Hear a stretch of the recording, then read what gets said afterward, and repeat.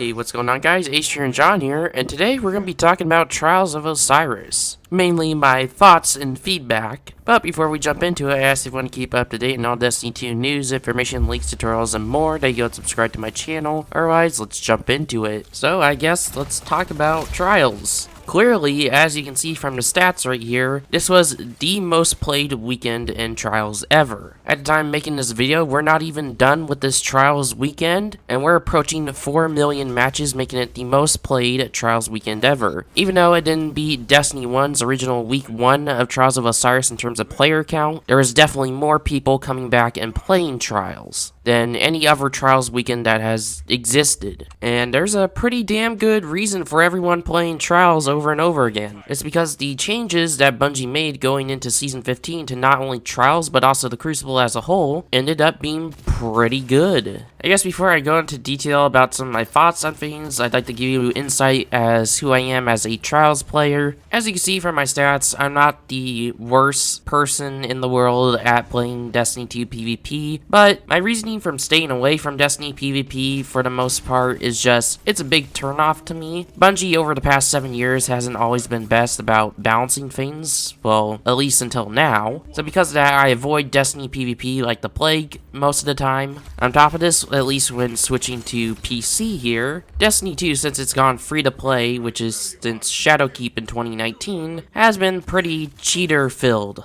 And the last bit of problem I've always had with Destiny PvP, it's just never been rewarding, ever. Well, all three of those changed last Friday when Trials of Osiris launched again within Destiny 2 Season of the Lost. I guess starting off here, let's go and talk about the anti-cheat that was included, that being Battle Eye. Since its inclusion into Destiny 2, I have had maybe 1 or 2 instances where I went, that dude might be cheating. But other than that, I feel like I've had little to no that guy is cheating moments, which is phenomenal, especially when you compare it to like Apex Legends or Warzone, other free-to-play games in the market right now. Especially in Warzone, I could play a match and it feels like 1 out of every 3 matches with the skill-based matchmaking system they have in Warzone, I feel like I'm playing against at least 1 or 2 cheaters in my match. So I feel like across the board with the inclusion of the Battle Eye anti-cheat, I feel like they have essentially beat the majority of free-to-play games on the market. And that says a lot considering just a month ago we were complaining about cheaters in literally every single Trials of Osiris match as well as quick play matches. And there was plenty of videos of people flying around with infinite ammo. Also, this isn't necessarily with anti-cheat, but it definitely helps keep cheaters out of Trials, and that is the inclusion of having to own the most recent expansion. Overall, I have to give a big bravo to Bungie because they have done a phenomenal job with combating cheaters, as well as stopping out cancerous practices like recoveries or win trading. Next up, let's go ahead and talk about the loot. Pre-Season 15 of Destiny, pretty much every iteration of Trials of Osiris / Trials of the 9 made it so you got loot at 3 wins, 5 wins, 7 wins, and flawless.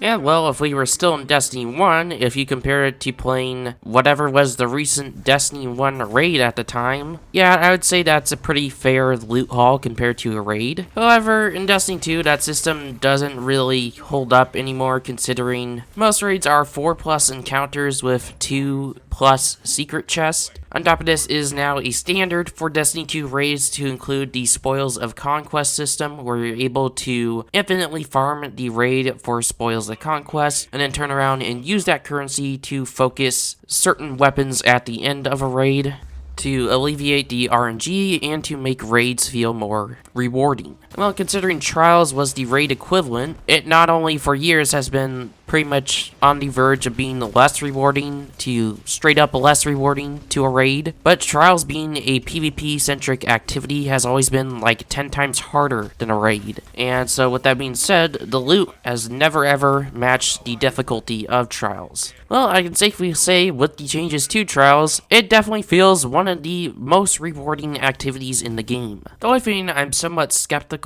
about is the reputation track with Saint 14. It feels like it takes a little bit too long to level up. However, I don't really care about it that much because mainly all the good loot is going to be coming from post 7 wins. which is amazing because not only with the changes to the cards to make it so a card is either flawless or not flawless, meaning you can infinitely lose or win on a card, this also incentivizes more skilled players to hang out in the 7+ wins area rather than constantly resetting their card and staying in the low win area. And if you're not aware, that was essentially allowing high-skilled players to essentially gatekeep trials by hanging around at the low end of the card. So another big ups to Bungie for that change.